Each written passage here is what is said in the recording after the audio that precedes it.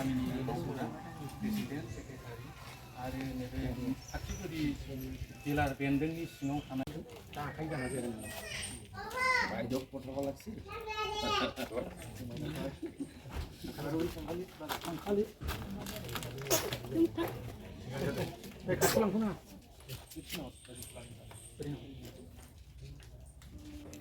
हाय लोगोफोर खुलुमबाय गिबियावनो नोंथांमोनखौ आंनि दिनैनि गुबुन मोनसे भिडिअ बयखौबो आंनि गोसो गोरबोजों फिन खेबसेबाव बरायहरनाय थाबाय आरो सनाफोर आसा खालामो नोंथांमोना आंनि भिडिअखौ दिनैबो जोबजासे नायनानै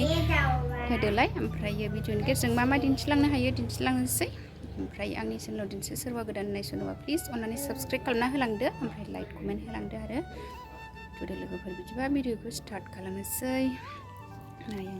फिसाजो फिसालाफ्रा नै गेलेगासिनो हिनजाव फिसाफोर नालाय नै खेला लानानै बिगै लानानै गेलेगासिनो बिस्रा गेलेदों हेडबेन्ड गानदो दे गानदो बैनि आगैया दख'नासो गानगासिनो आगैसो जाया आगैयालाय आगैया नै बिब' बिनानाव गेलेदों बिस्रा नै माबा माबि गेलेजोब्बाय नै सनाफोर जोंहा दिनैनिफ्राय रेशन कार्डनि गेजेरजों सिनि संख्रि दालि मोननो हासिगोन आरो सनाफोर नै दा बिनिनो बेखेवनाय हाबाफारि लादों आरो सनाफोर जोंनो आसामनि चिफ मिनिस्टार सार हिमन्त बिश्व शर्माया बेखेवनानै होबाय आरो दिनैहाय 10 नभेम्बर नै दा जोंनि गामिनि डिलार साराबो दिनैहाय बे बेखेवनाय हाबाफारिखौ लादों ओमफ्राय नै दा आलासि सारबो दंफैयो आरो बे आलासि सारनि आखाइजोंनो हरसिगोन आरो जोंनि गामिनि डिलार साराबो ओमफ्राय नोंथांमोनहाबो नायलांबाय थादो दिनैहाय 10 नभेम्बर दिनैनिफ्रायनो मोननो हासिगोन आरो गाव बुंनानै लानो जोंहा गामिनि बे माखासे गामिनि गाहायनिया गामि सालायो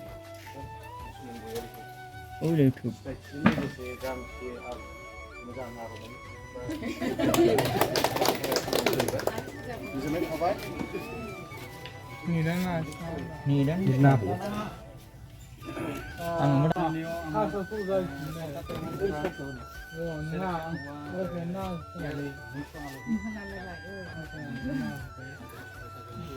लोगोसे जों गामिनि प्रेसिडेन्ट सेक्रेटारि आरो नैबे खाथिगुरि जिल्लार बेन्दोंनि सिङाव थानाय जोंहा सरकारनिफ्रायनो साफ्रोमबो जिल्लाया गाव गावनि बे जायफोर रेशन लाग्राफोर बिसोरखौ लानानै गामिनि नै सनाफोर जोंहा दा जयैनो रायजोयैनो चिफ मिनिस्टार सारा मा मा बिबुंथि होखो बेखौ नै लाइभनि गेजेरजों टिभियाव नायगासिनो दं आरो नोंथांमोनहाबो नायफाबाय आरो सारा मा मा बिबुंथि होखो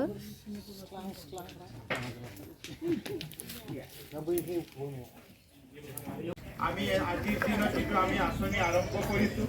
আমি এখন ৰেচন কাৰ্ডত 1 কেজি চেনি দিম আমি 1 কেজি চেনিৰ কাৰণে এইটোৰ মূল্য থাকিব 38 টকা 1 কেজি মচুৰ দালি তাৰ কাৰণে আৰু 1 কেজি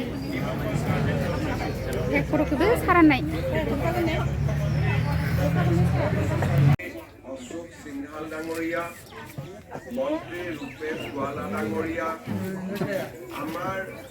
সাংসদ বিজুলী কলিতা মেধি ডাঙৰীয়ানী সন্মানীয় বিধায়ক সিদ্ধাৰ্থ ভট্টাচাৰ্য ডাঙৰীয়া ৰমেন্দ্ৰ নাৰায়ণ কলিতা ডাঙৰীয়া গুৱাহাটী পৌৰ নিগমৰ মেয়ৰ বিজ্ঞান শৰণীয়া ডাঙৰীয়া মুখ্য সচিব ডক্টৰ ৰবি কোটা ডাঙৰীয়া অতিৰিক্ত মুখ্য সচিব বিশ্বৰঞ্জন সামাল ডাঙৰীয়া আমাৰ ফুড এণ্ড পাব্লিক ডিষ্ট্ৰিবিউশ্যন বিভাগৰ কমিশনাৰ হেমন্ত ভূঞা ডাঙৰীয়া কামৰূপ মহানগৰ জিলাৰ উপায়ুক্ত সুমিত চাটাৱন ডাঙৰীয়া আই মাতৃসকল আৰু যুৱক যুৱতী বন্ধু বান্ধৱ আজি যদিও শংকৰদেৱ কলাক্ষেত্ৰত আমি অসমৰ প্ৰায় 30,000তকৈও অধিক ফেয়াৰ প্ৰাইচ দোকানসমূহৰ লগত আমাৰ আই মাতৃসকল হিতাধিকাৰীসকল সন্নিৱিষ্ট হৈ আছে আৰু প্ৰতিখন গুণকূল্যৰ দোকানত আমাৰ একোজন সন্মানীয় অতিথিয়েও যোগদান কৰিছে মই ইয়াৰে পৰাই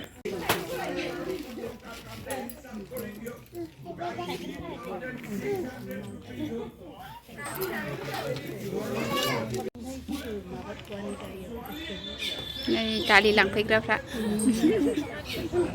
दालियानो जानाया नै प्लास्टिक फिसासो लानानै फैदों दानि बिदानि मबाइलावसो नुफैलायगोन ओमफ्राय बिबोनांखौ माबायदि बिबाजैया खेबदों नै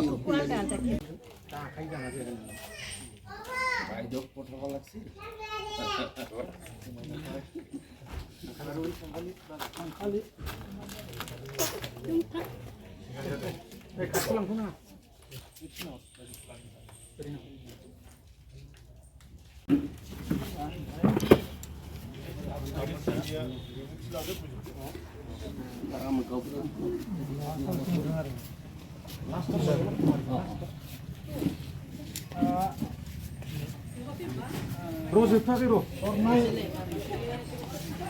गरसेया 10 थाखा दिनै माबाय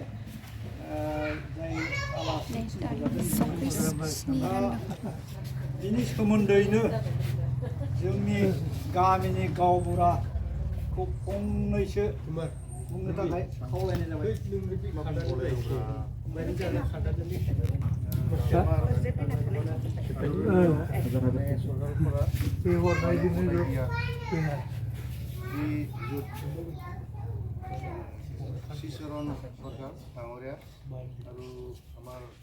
सनाफोर आंहा संनाय खावनाय जागायलायबाय नै मा संदों बेखौ नोंथांमोननो एसे दिन्थिनोसै आरो एसे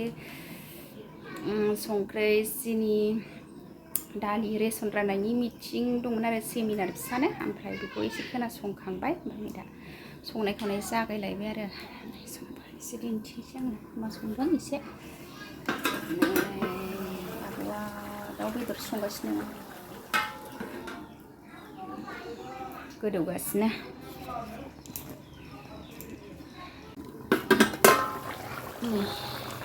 दाउ बेदर संदों लोगोफोर आलु होनोसै गाव गोजा दै होनानै दसे फोमोनग्रोबाय आरो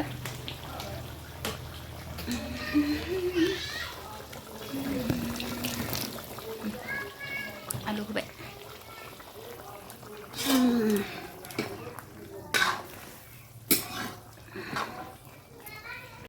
नै आलु दाउ होबाय नै दासो होदों दसे गोबाव गोदौ होबाय आं आलु होनानै खोबहाबबाय दसे खोबहाबसै ओमफ्राय नै सेमिनारा जोबथ'वाखै आरो सनाफोर एसे दिन्थिहरनोसै आङो बाहेरायाव गरमथारलै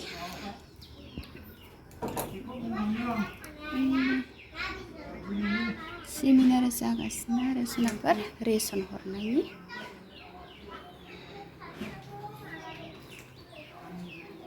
दसे खोनासंबाय आङो ओमफ्राय आंहा ओंखाम ओंख्रि संनांगौ नालाय संफैफिनबाय आङो नै रोहो संबाय अरा जि मोजां जोंखाबाय नै बेदर संगासिनो आंहा नै लोगोफोर आंना दाउ बेदरा मोनबाय आलु दाउ संनाया मोनबाय आरो सनाफोरनो जानोसै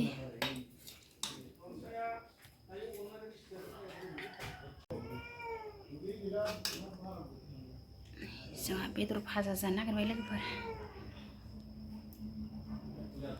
नै सनाफोर जोंहा दा ओंखाम जाखांबाय ओमफ्रायो नै दा जोङो दसे रेस्ट लाबाय आरो नै बिफां सायायाव ओमफ्रायो नै ओइथिंजायो आंना फिसाफ्रा गेलेगासिनो ओमफ्राय दिनैनि भिडिअ एसेनोसै बाय बाय सनाफोर।